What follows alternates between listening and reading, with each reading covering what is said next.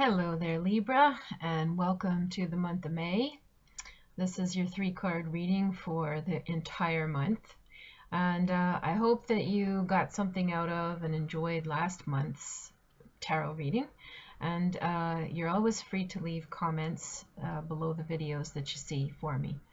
So we're heading into Gemini at the end of May, but right now we're in Taurus.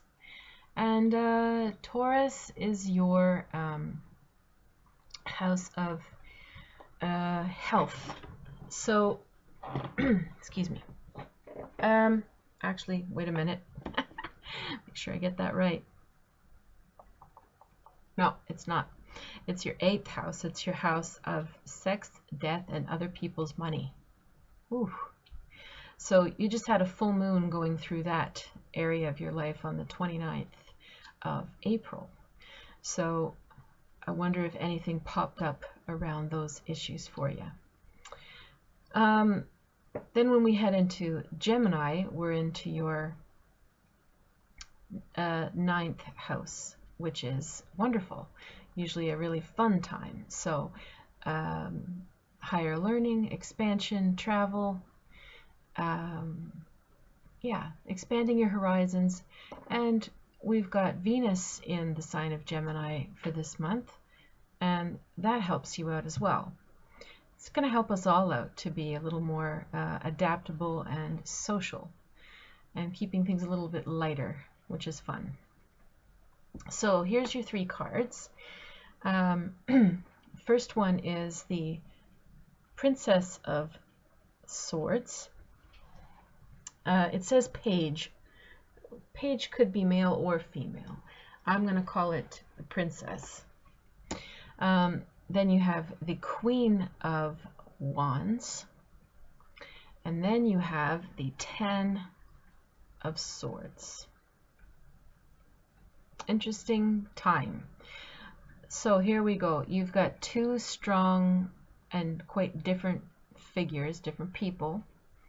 And then you have 10 of Swords, which means literally, as you'll see on the card at the end of the video, somebody's lying down with 10 swords in their back. It's time to sort of wave the white flag and admit that something it's time to move on. It's time to let go. It's over. You're done. You're fried. So maybe you'll recognize yourself in either of these 2 people in these cards, and if not, and they are surrounding you but not you yourself, then then you can figure out the advice differently. So the Princess of Swords is young and smart, clever, very impatient, sometimes even reckless, sometimes too smart for their own good, like they know it all. They have maybe no experience or no wisdom. Nothing's going to stop them. They are right because they know better than you. So it's sort of a young mentality, but you'll meet people who are older who are like that too, where they believe that everything they do is the right thing to do, and they haven't done any research on it, and they just rush in and they can make a mess. Sometimes this Princess of Swords can really, be strong and bold and take the lead in some sort of protest movement, because she's got the guts to do that. And she's got the mouth on her probably to do that. And other times she just goes in there and she makes a real mess of things. She can be destructive without realizing she's destructive. So who's this ringing a bell for? Think about it. Now you've got the Queen of Wands. These 2 people are either together or pitted towards each other, or maybe they're in the same family. Or it could even be 2 sides of you, but they'd be pretty dramatically different. So Queen of Wands is very different. She's mature fire.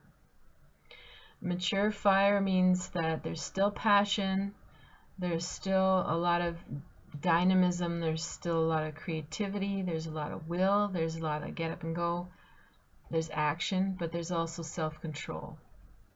Queen of Wands can be very dominant when she wants to. She can be very generous. She can get a lot of things done. She knows how to, for lack of a better word, she knows how to use people.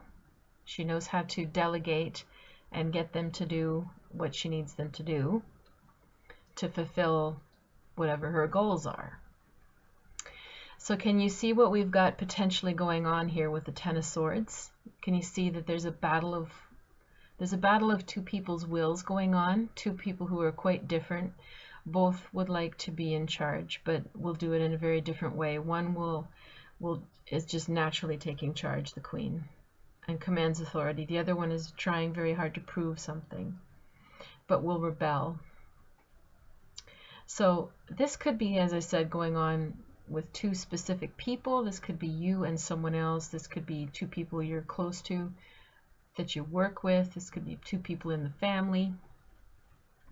This could be two sides of yourself, if it's your inner tyrant and your inner rebel and your inner authority figure.